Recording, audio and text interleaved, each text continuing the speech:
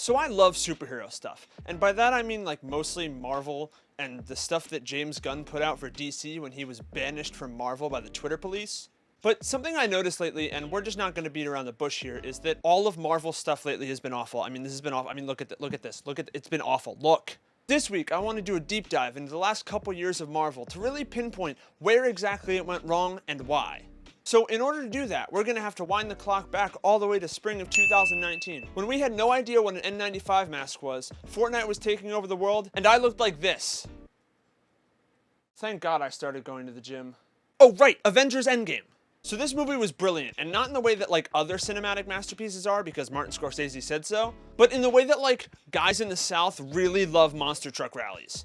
Like, it's great, but you can't really explain why. I mean, sure, it was an emotionally deep film that had rarely good payoff for characters that have had developing arcs for the last decade, and excels at balancing creating super interesting future storylines while also keeping it in the present with the characters that are on the screen now. But it wasn't cinema, was it, Martin? Anyways, this movie was great, but since then, Marvel's been... The MCU isn't what it once was. Marvel Studios has faced challenges in recent years. So yeah, Marvel's been pretty dog lately. Now, there has been a few good things to come out of Marvel, but I have a feeling that we're not going to be getting those anymore for some reason. But outside of that, can we pinpoint where exactly Marvel took a turn for the worst and started creating some of its worst critically acclaimed projects?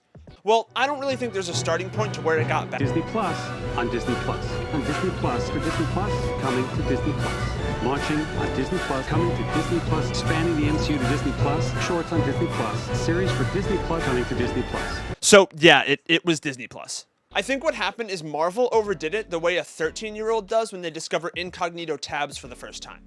You had a good time once and you think that you can have a good time over and over again with the same level of satisfaction. But after that first time, it's never truly the same, and it just keeps getting worse and worse until you're a shell of your former self, going back and watching CGI fights from shows and movies that you don't even remember the plots of. Because you think it'll help you recount the glory days of your first incognito tab, but instead you just get whatever the hell this is. So with the emergence of streaming services, and Marvel now being owned by the closest thing to a modern-day entertainment monopoly, they decided to hook all us needy fans up to a feeding tube full of slop, so then we just consumed it like the good little nerdy pigs we are. And the results have been... mixed? Like, you've got some great shows, like Loki, and WandaVision, and... like Moon Knight, I guess? And some pretty alright shows, like Falcon and the Winter Soldier, and Hawkeye, and... And then there's the shows that I can't rewatch, like Miss Marvel and She-Hulk and, well...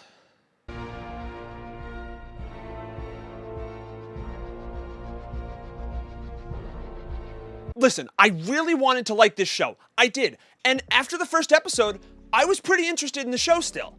I loved the Secret Invasion comics growing up and was really excited to see how God Emperor Kevin Feige adapted it to the, medium screen? And I mean, it looked like it was gonna be great. Like, look at this cast list. This is probably one of the most stacked cast lists a Marvel show has had. And the trailers made it look like it was gonna be a really good show. But somewhere along the line, it just kind of lost me.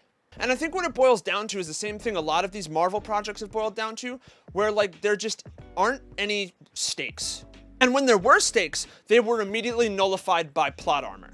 Now, obviously spoilers for Secret Invasion here, but if you haven't watched it by now, you probably aren't going to watch it.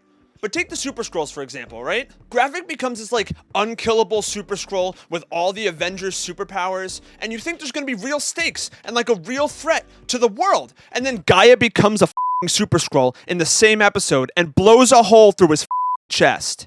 And like, okay, I guess that blowing a hole through his chest makes sense for her because they're on like the same power level now or whatever. But I just feel like they wasted another really good villain and a really good villain performance on a mediocre show. No, sorry, a bad show. So let me know if you've heard this one before. A character has a traumatic experience happen to them when they're a child, and as a result of a wrongdoing by either a presumed protagonist or someone directly related to them, they decide to take direct or indirect revenge on the main character of our story. Now, whose villain origin story did I just describe? Was it any of the main villains from any of the Marvel movies since 2010? I mean, probably. See, it's good to use that as the villain's origin story when the project is actually good. Like in Black Panther, or the first 2 Tom Holland Spider-Man movies, or Thor, if you want to count Loki as a villain still. Or even Thanos, because Marvel tries to justify genocide as a method to like heal the universe, and I feel like as a society, we moved on from that too quickly.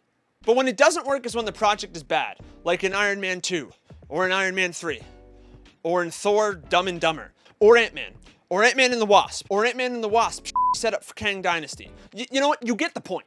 Like, this show not only wasted a very good villain portrayal, but also created this super unstoppable, godlike creature who has all the powers of everyone ever. Try to plot armor your way out of that one, Kevin. So now that we've talked about the bad, let's shine some light on some of the good from the MCU over the last 4 years. And by that, I just mean anything that James Gunn has done.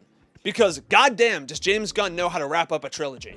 I mean, there have been good Marvel projects since Endgame, but Guardians of the Galaxy 3 is the only one I feel like I could stack up against projects from pre-Endgame and compare it and say Guardians 3 is clearly better. Somehow, in the era of poor CGI, mediocre writing, and bad character development, James Gunn and his crew were able to create a satisfying, emotionally driven, and fully fleshed out story that was a proper conclusion to a trilogy about characters that we never really gave a shit about before the movies. But hey, now that that's done, I can't wait to see what other Marvel project James Gunn has up his sleeve. They ask you how you are, you just have to say that you're fine when you're not. So what's next? Well, if Marvel can have a director actually stay on board for a project and not try to get AI to do all their dirty work for them, and you know, actually works their editors and artists fairly, and like pays their writers and actors properly, and can make sure that actors don't want to drop out of movies just because they don't like the director anymore, maybe we'll get a decent Marvel film eventually? I don't know, I feel like it's just not gonna happen, to be honest. As an avid fan of this franchise, it really concerns me that they just keep making setup movie after setup movie to set up to something. Where is it all going? And like, I know that they've talked about it before, and they have those big presentations at Comic-Con where Kevin Feige makes all the nerds in the audience their pants. But like, even then, where is the story of each individual character going? Because I think we all miss the glory days of Marvel where the only real setup for the next movie was in the post-credit scene of the movie we were watching. And we can enjoy a singular film about one hero and their journey throughout the film. Instead of a film that focuses on like 3 heroes throughout the whole movie, with a setup there, and a sequel there, and a spin-off there, and God knows what else, and Kang. Maybe one day we'll get smaller, character-driven stories again, but for now, I guess we just have to give in to our corporate overlords while they feed us movie after movie in a phase of films that we don't care about because we're not as emotionally attached to the characters as before, because we haven't really gotten time to grow with these characters, because the only time we get to watch them do anything is when they're having massive, poorly made CGI fights. And even those CGI fights result in no real consequences for anyone involved. So how do you think Kevin Feige and the other corporate nerds over at the Disney Marvel monopoly think they can bounce back and redeem the MCU? Let me know what you think in the comments, and remember to subscribe for more content like this. I'll see you next week.